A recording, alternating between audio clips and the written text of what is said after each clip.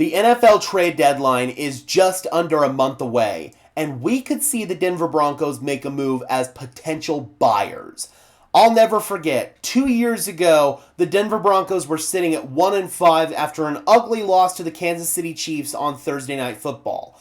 We were talking about on this channel the Denver Broncos trading away pretty much every asset that they had, recouping draft picks, and undergoing another full-scale rebuild. Sean Payton was adamant that was never going to happen. Sure enough, they didn't make any moves at the trade deadline, and they kept the overall core of their roster intact. Last season, the Broncos did make a move at the trade deadline. They sent Baron Browning to the Arizona Cardinals in exchange for some draft capital. But this year, with the Denver Broncos having lofty expectations, especially after beating the Philadelphia Eagles yesterday, we could see them be even more aggressive than ever and maybe plug some holes mid-season to get this roster over the top. And there's one team out there that's circling the drain, and they might be ready to make some moves. And the best part, it's a team the Denver Broncos are very familiar with doing business. I want to go ahead and bring in this tweet from Sleeper NFL.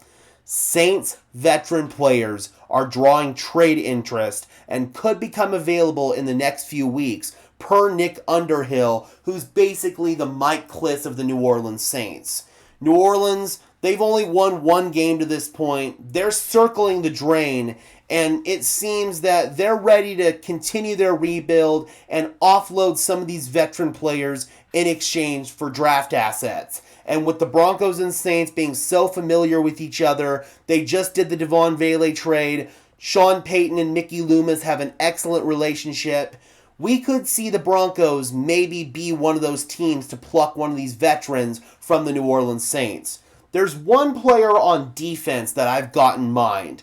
We all know about Alex Singleton's struggles, and even when Dre Greenlaw comes back, there's not going to be a viable option to get Alex Singleton out of the lineup on this roster. The Broncos might need to look elsewhere, and Demario Davis, veteran linebacker for the Saints, immediately comes to mind.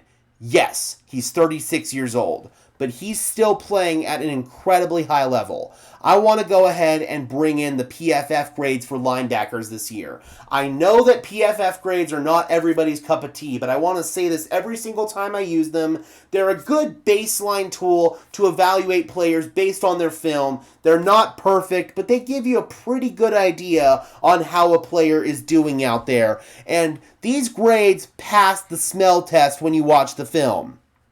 Demario Davis in coverage is the 13th highest graded linebacker. He's got a 66.5 grade. I want to go ahead and bring in Alex Singleton's grade, 42.7.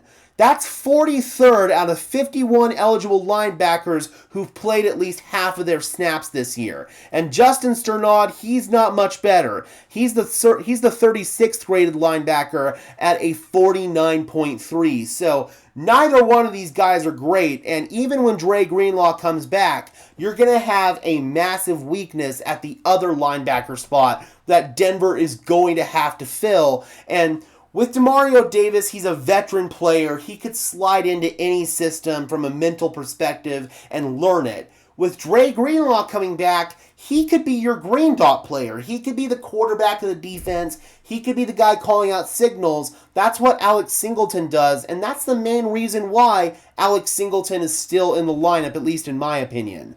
Now I want to go ahead and bring in run defense. And for Demario Davis, it's even better for him there. He's still the 5th highest graded run defense linebacker in the league at 36 years old. Singleton, he's number 41 out of, how many eligibles? 64. And Justin Sternad, he's 31, so dead-ass average, basically. The Broncos could do a lot better in terms of raising the ceiling of that linebacker room, and Demario Davis coming in could fill that bill beautifully. And now I want to go ahead and bring in the Broncos draft capital because, of course, it takes two to tango. The Broncos would have to send something to New Orleans. For me, Demario Davis is one of those players that I could see the New Orleans Saints doing right by him. Send him to a place where he's comfortable. He's got multiple coaches here in Denver with whom he's familiar with. Also, send him to a place where he could contend. I think the Saints would maybe take a little bit less draft capital to do right by DeMario, as well as give the Denver Broncos a bit of a discount. What are we thinking here? The Denver Broncos have their own 5th round pick. They've got their own 4th and the Saints 4th. I'm not willing to go up this high, but if we were to send that 5th round pick and then maybe get Demario Davis and another draft pick in return, like a 6th or a 7th round pick, I'd be cool with that. I would definitely be cool with that. So New Orleans would be increasing their draft capital and Denver would still have the same amount of draft picks. Denver is also a candidate to receive multiple late-round compensatory draft picks, so this wouldn't be hurting their draft capital too much on the back end, and you'd be getting a really good player for at least 1 year, for at least the rest of this year, while you're trying to compete for a championship. Then you could solve the linebacker position later on down the line through the draft with one of these more premium picks. George Payton, he's a master at wheeling and dealing, so I could see him trading down and trying to acquire even more picks. Then, from a financial perspective, this season the Broncos would be taking on $6.5 million in Demario Davis's base salary. That's manageable for the salary cap. I think this move makes sense on multiple different levels. The Broncos can bring in a vested veteran linebacker, somebody who could slide into this system and be a very smart player and not have to learn too much out there. He's been in multiple defensive systems throughout the course of his career. He currently plays in a 3-4 defense. He'd been in a 4-3 for multiple years in New Orleans under Dennis Allen, but he currently plays in a 3-4 under Brandon Staley, which would make the transition for Demario a lot easier. The Broncos need to think about this.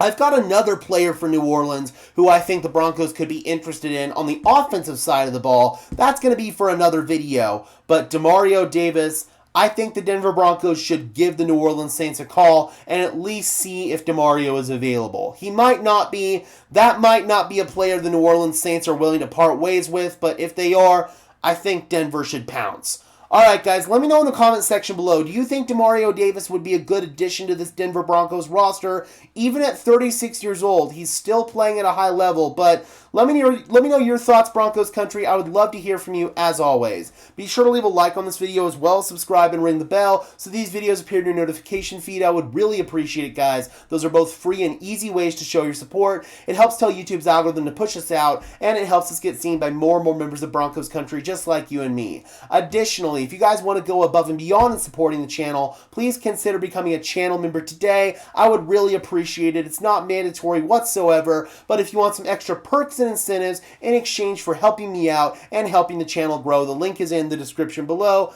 On that note, shout out to our newest member, Derek. And until next time, guys, I'm your host, Gage Madrid, saying peace out.